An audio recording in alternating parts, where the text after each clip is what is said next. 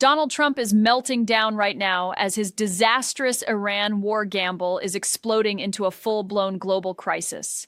And the backlash is hitting him from every direction.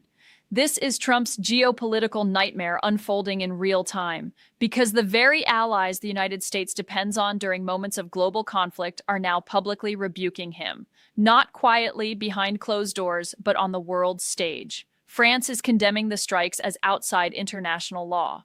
The United Kingdom is refusing to send troops into what its prime minister is calling unlawful military action. Canada is warning that the United States launched this operation without even consulting its allies. Spain is demanding de-escalation and calling the intervention dangerous and unjustified. Think about how extraordinary that is. These aren't adversaries. These are the democratic partners that have stood with the United States for generations. And instead of rallying them together, Trump is driving them away at the exact moment global cooperation is needed most. And here's where it becomes truly grotesque. Rather than calming the crisis, Trump is lashing out like an angry strongman whose authority is being challenged. He's mocking the British Prime Minister, threatening economic retaliation against Spain, and bragging that the United States can simply ignore Allied sovereignty and use their military bases whenever it wants. You cannot make this up. What we are witnessing right now is not leadership. It is geopolitical chaos, and the entire world is being forced to deal with the consequences. Now, here's the part that exposes the lie at the heart of this entire disaster. For years, Donald Trump has been telling the American public that he is the so-called master negotiator, the deal maker who supposedly knows how to keep America strong while maintaining global stability. Remember that narrative? Trump constantly bragging that other world leaders respect him, that they fear him, that he alone can restore America's dominance on the world stage. But now let's compare that propaganda with reality, because what we are witnessing right now is the exact opposite of what Trump promised. Instead of strengthening alliances, he is shattering them. Instead of coordinating with democratic partners, he is blindsiding them with unilateral military actions that even America's closest allies are now calling unlawful. Let's look at what these leaders are actually saying. Canada's Prime Minister Mark Carney is making it crystal clear that the United States launched these strikes without consulting its allies.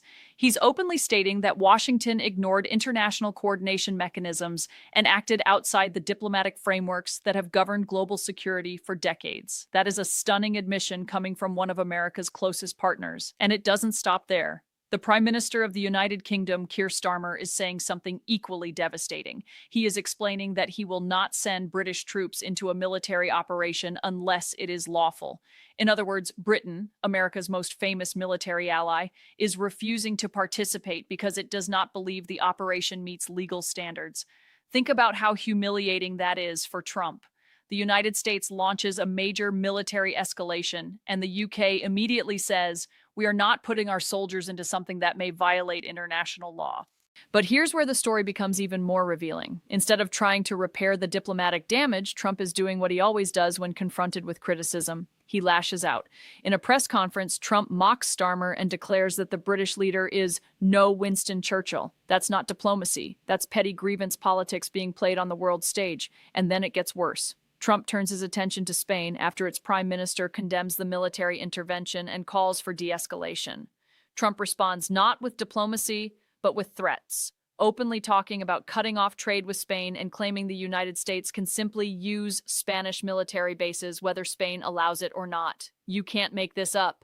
The same man who promised strength and respect on the world stage is now openly antagonizing America's own allies, while the global crisis he triggered continues to spread. Now let's slow this down and actually examine what is unfolding here, because once you start looking at the details, the scale of this geopolitical disaster becomes impossible to ignore. Let's start with the core event that triggered this global backlash: the US-Israeli strikes on Iran that reportedly killed the country's supreme leader. That single action has detonated a diplomatic shockwave across the world. And the reason is simple. World leaders are now openly questioning the legality of what just happened. France's president is making that point explicitly. He is saying that the strikes were conducted outside international law and that France cannot approve them and will not participate in offensive military action connected to them. Think about how extraordinary that is.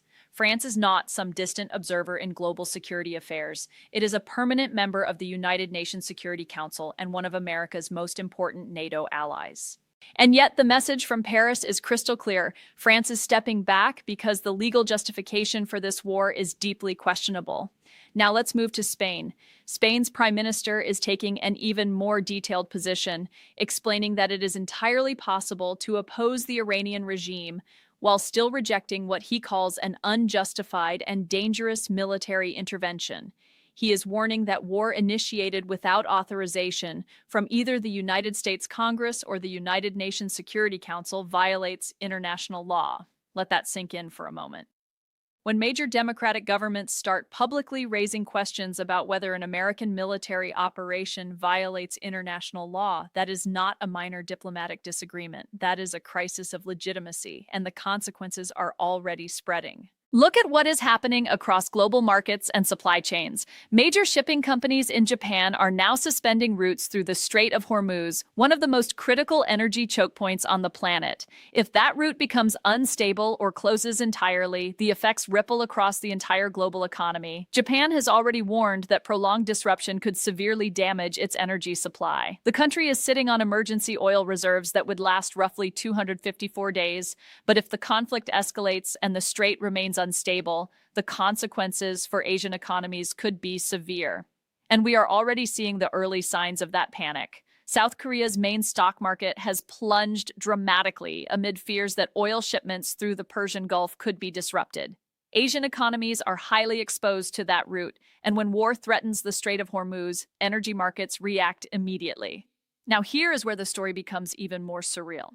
Instead of calming tensions, Trump is announcing that the United States will provide insurance guarantees and naval escorts for oil tankers traveling through the region. On the surface, that may sound like a stabilizing move, but when you look closer, the situation becomes deeply bizarre because the majority of those oil shipments are not even heading to the United States. They are heading to Asia, to countries like China, Japan, and South Korea. In other words, the United States could end up deploying naval forces and taxpayer-backed financial guarantees to protect global oil shipments that primarily benefit other countries, after triggering the regional crisis that endangered those routes in the first place. You can't make this up. Members of Congress are already pointing out the absurdity of the situation. The same administration that launched the strikes that destabilized the region is now proposing to send American naval forces into an increasingly dangerous war zone to protect international energy trade routes. And while this is happening, the conflict itself is expanding. Iranian drones are striking U.S. military facilities across the Middle East. Reports are emerging of explosions at American installations and escalating retaliatory attacks throughout the region. This is what escalation looks like. This is how regional wars spiral into global crises. And it is unfolding while Trump continues attacking America's own allies instead of working with them to contain the chaos. Now step back for a moment and look at the bigger picture, because this is not some isolated mistake or one unfortunate foreign policy decision. What we are witnessing is part of a much larger pattern of reckless behavior, chaotic leadership, and what can only be described as dangerous magical thinking about how the world actually works. Donald Trump has spent years ranting and raving about how the United States has been taken advantage of by its allies. He constantly claims that America doesn't need anyone else, that the country can simply dictate terms to the rest of the world and everyone will fall in line. But the reality we are watching unfold right now exposes that fantasy. When the United States launches a major military escalation, it normally coordinates with allies. That's how international security alliances work. NATO partners share intelligence, consult on strategy, and build legitimacy for military actions. That cooperation is what has kept large-scale conflicts from spiraling out of control for decades. Trump is blowing that entire framework up. Instead of coalition building, we are watching a one-man geopolitical circus where major decisions are being made impulsively and then defended with insults and threats. Allies question the legality of the operation, and Trump responds by mocking them. Spain raises concerns about the escalation, and Trump immediately starts threatening trade embargoes. Britain refuses to expose its soldiers to unlawful military action, and Trump ridicules its prime minister. That's not diplomacy. That's a tantrum. And the pattern is painfully familiar. This is the same style of leadership that defined Trump's business career long before he entered politics. Chaos, threats, and the belief that intimidation can replace competence. Remember Trump's casinos? Multiple bankruptcies. Trump stakes? Failed, Trump University shut down after fraud allegations. The brand has always been the same: boastful promises followed by disastrous outcomes. Now that same pattern is playing out on the world stage, where the consequences are infinitely more dangerous. And while the geopolitical chaos spreads, the economic fallout is already beginning to appear. Global markets are reacting to the instability in the Middle East. Energy routes are being disrupted. Major shipping companies are changing course to avoid potential conflict zones. Financial markets in Asia are plunging amid fears that oil supplies could be disrupted if the Strait of Hormuz becomes unsafe. This is how global crises unfold. One reckless decision leads to another. Markets panic, military responses escalate, and suddenly the entire international system is scrambling to contain the damage. Meanwhile, Trump continues behaving as though the rules of global diplomacy simply don't apply to him. He talks openly about ignoring the sovereignty of allied countries. He threatens to weaponize trade against partners who question his decisions. He boasts about the power of the United States while simultaneously isolating the country from the very alliances that have historically amplified American influence. And that is the real story here. This is not strength. This is instability masquerading as strength. It is the behavior of a leader who believes that bluster can substitute for strategy, and the rest of the world is now being forced to deal with the consequences. So let's be clear about what we are witnessing right now. This isn't strength, it isn't strategy, and it certainly isn't leadership.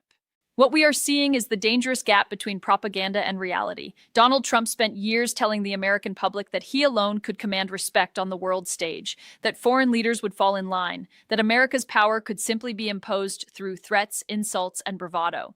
But reality is exposing that illusion. Allies are pushing back. Global markets are reacting. Military tensions are escalating across multiple regions, and instead of steady leadership, we are watching a chaotic spectacle of anger, threats, and reckless decision-making. This is the difference between governance and grievance politics, because when leaders treat diplomacy like a personal grudge match, the consequences don't stay contained in Washington. They ripple across the entire world, and right now, the entire world is feeling the consequences. If you want more independent analysis that cuts through the propaganda and exposes what is really happening, make sure you hit subscribe. Let's push this channel to the next milestone together and continue supporting independent media that refuses to stay silent when democracy and global stability are on the line.